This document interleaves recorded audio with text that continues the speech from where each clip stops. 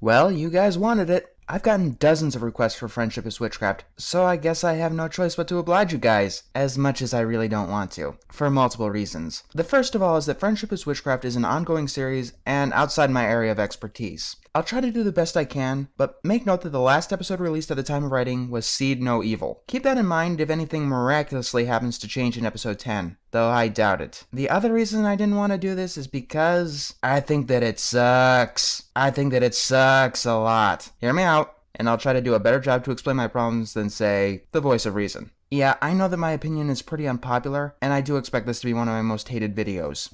I'll say this. I have one real problem with this abridged series. Fine, I have one real problem with this parody.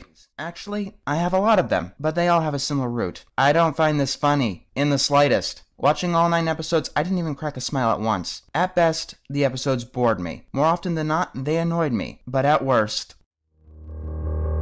I always wanted my own brother, and then he showed up at our door. I didn't question where he came from. I wasn't lonely anymore. Excuse me for a moment. We'll get to that later. First, I suppose I should talk about the characters, or lack thereof. Friendship is Witchcraft has a similar problem to Johnny Test, in that each of the characters are one-note assholes. I said that Witchcraft got their Rainbow Dash inspiration from G3, you know, because they both say rainbow a lot. It wasn't until my very first dash that I rainbowed a rainbow need to dash, and... Pikachu! Pikachu! Looking back, I don't think that's true, because G3 Rainbow Dash has more of a personality than Witchcraft Dash. All of us have some depth to our characters. I don't. Pointing out your problems does not make them go away. It's one thing if you want to flanderize Rainbow's egotism to a comedic degree, but just having her say Rainbow and Dash verbatim is, how do I want to put this? Lazy. You know, like making Fluttershy an evil cult leader. Sometimes. That plot thread seems to have died in the later episodes. So you turn the kindest character into the most evil. How long did it take you guys to think of that? No, seriously. That is one of the most cliched ways to pervert a character. Sure, it could work, but you've got to put a creative twist on it. I don't know, make her passive-aggressive, a dominatrix. Use her patty cake's personality, I don't care. Just straight-up evil is lazy. Next we have Twilight, who is a straight-up asshole, who writes fanfiction, and desires incest. It's not creepy. Yes it is! Yes it fucking is! Sorry, back on track. The whole Twilight as an asshole thing has been done before, and done better in Letters of a Disgruntled Friendship Student. Why? Because in that series, it gives her bitterness a reason, and directs it there while lampshading the more ludicrous parts of the episode. Kind of what parody is supposed to do. And that brings us to Spike, who is abused constantly. Do you know why SpongeBob's Squidward torture porns aren't funny? I mean, besides the toenail and eye gore. It's because he doesn't deserve it. Or at the very least, our sympathies lie with him. If you want abuse towards a character to be funny, you've got to make them unlikable, like the uber-politically correct Fluffy and Uranus from Duckman. Why don't you take a tip from the Mentally Advanced series? Their butt monkey is Fluttershy, and it actually works because they up her introverted tendencies to the point where it's annoying, and you just want her to stop. But let's disregard that for a moment because half of the time they don't even get the abuse right.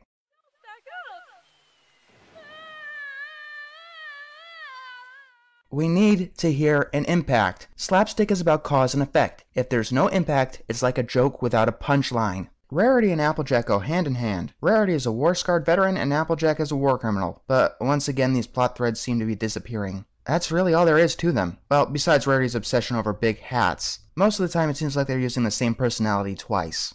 Finally we have Pinky, who starts out as completely sane and then devolves into an orphan and a gypsy. Gypsy? I'm not a gypsy, I'm a pastry chef. Right. First of all, making Pinky the most sane is just about as lazy as making Fluttershy evil. It's the first thing you think about when changing up their personalities. But I say devolve because you need to have a straight mare to play off all of the weirdness. One character playing off all of the insanity around her is much funnier than just having constant crazy all the time. There are minor characters too, so I'll touch on them really quickly. Diamond Tiara and Silver Spoon are Diamond Tiara and Silver Spoon with brain damage. Celestia is a non-entity, and Shining Armor, or as they call him Francis Armor, because I don't know, has a voice that makes my ears bleed.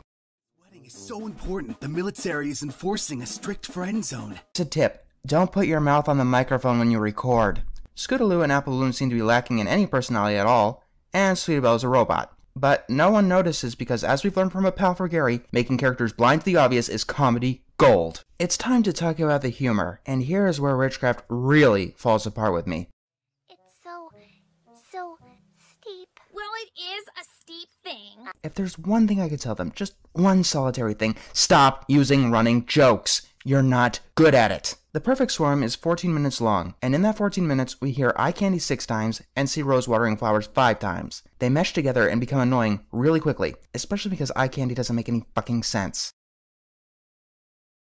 How? Seriously, tell me how. You can make a better argument that it's supposed to reference how the ponies say any pony or some pony, which is never used for comedy in the actual show because it's not funny. Furthermore, if someone doesn't know what you're referencing, then it should not be distracting, like Fluttershy disguising herself as a tree. Here, it's distracting to the nth degree.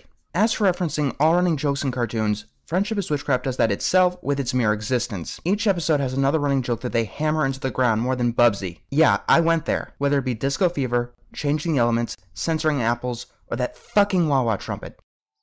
Was not a map. You gonna I'm so loyal. Oh, that's right. The dragon's my father. But I was ashamed to. Dash. Hey, 2% uncooler. welcome. Let me tell you, if I hear that fucking wah-wah trumpet one more time, I will slit my fucking wrists. Through 9 episodes, I counted 31 fucking wah-wah trumpets, and God knows I missed a few. If they have another staple, let's call it, it's lampshading things. Watch how far I can slide. Well, look how high I can jump. Look, I did a thing. Laugh, damn it. Cloud. Stick.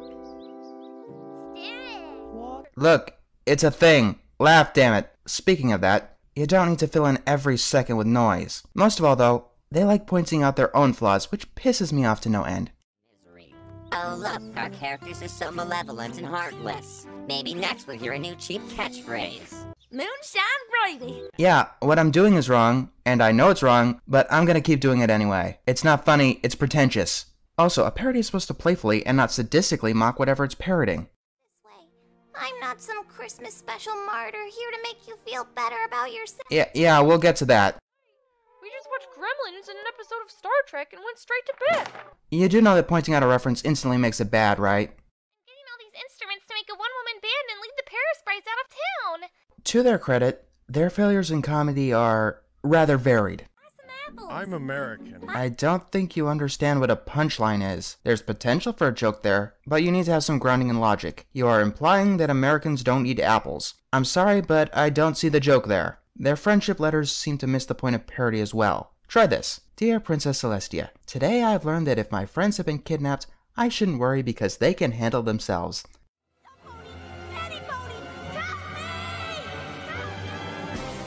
I said that they could handle themselves. Doomed, I tell you. I said that they could handle themselves. I don't think you understand what a visual gag is. You can't just put random images there with no connection. Look, I can do that too. They also like to hold on jokes for way too long. Father who left me to fend for myself in the frozen tundra with nothing but a hatchet and a length of rope. I'm gonna spare you an unfunny 40 fucking seconds and move on to the next thing. The most notable example of that is being at the end of Nay Soul Sister, where they do it twice and take a card from the Showstoppers and try to assault our ears. At least the Showstoppers had the decency to come up with their own lyrics. I guess that I should move on to the songs instead of digging up each failed joke because I could really go on all day. I'll say this. The songs are usually the best part of this abridged series, with a few exceptions, and yes, Pinky's Brew is awesome.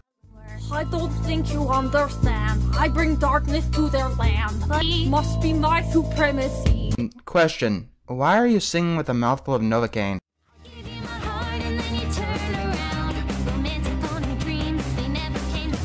Look, I could say that a corpse isn't dead all day, but no matter how many fucking times I do, it's not gonna start moving.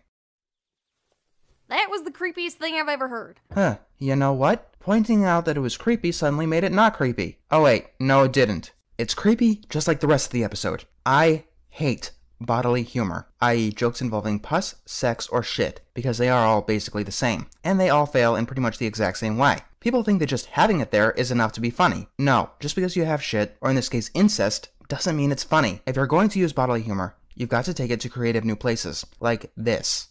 I am the great mighty I am going to throw my shit at you. A huge supply of teach comes from my chocolate stuffed fish. How about some scat, you little twat? Just showing vanilla incest isn't funny, it's fucking disgusting. The worst part is that there's potential for comedy that they don't seem to want to use. You're such a baby. I have a great relationship with both of my parents because they... You sure about that? You can go on to tell us how much they love you by repeatedly tell you to get a job and get your own place and get out of their lives. Well, it ain't so bad if you pretend it's chocolate. Ugh, stop eating it. And then she finds out it's not chocolate, or mud. Applejack! Rarity! It's me, Twilight Sparkle, your friend! And she's going to try to kill you! Why don't you have the characters actually react to the commercial? Or, I don't know, do something like this. 3 months of winter. And awesome. Gak in the dark! But the Gak! leaf store is running out, and we can't Gak in this cold. Time to welcome Gakoids! and all things warm and Gak! but it's also time to say Gak attack! Cause tomorrow's Gak back! is here. I see, you're making fun of Hasbro's copyright takedowns by censoring completely random objects, when instead you could take a tip from the Nostalgia Critic and his Tommy Wiseau show. You know, instead of making you seem like the idiot, you can make Hasbro seem like the idiot. The worst jokes, though, are not the lazy ones, not the incomplete ones, but the tasteless ones. And we get to that when we come to Seed No Evil. Specifically, I'm talking about them making fun of Snowdrop. First of all, I don't think we needed to see the whole fucking thing. Secondly, that was really uncalled for. I don't know if they got Sleepy Studios' permission to mercilessly make fun and pervert their work, because that's what they did. Remember, a parody series is supposed to play with the flaws of something, not just shamelessly shove it out into the limelight. Everybody hates working with Snowblind, and we talk about her behind her back. It just doesn't seem like Witchcraft's heart was in the right place, if you catch my drift. Oh, sure. I'll bet that this is all in good fun. They don't parody things, they make fun of them. You know, like that college humor animation My Little Brony. So how bad do I find this? Well past the point where I'm wondering why people actually like it. I'm actually genuinely curious. Maybe it's something I'm not seeing. If you like it, that's fine. After all, these are my opinions, and in my opinion, it always reaches for the cheap shots and the cheap jokes, and instead of improving their comedy,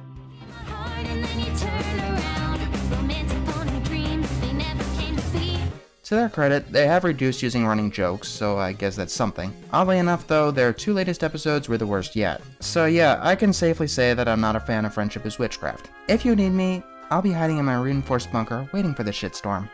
I'll cook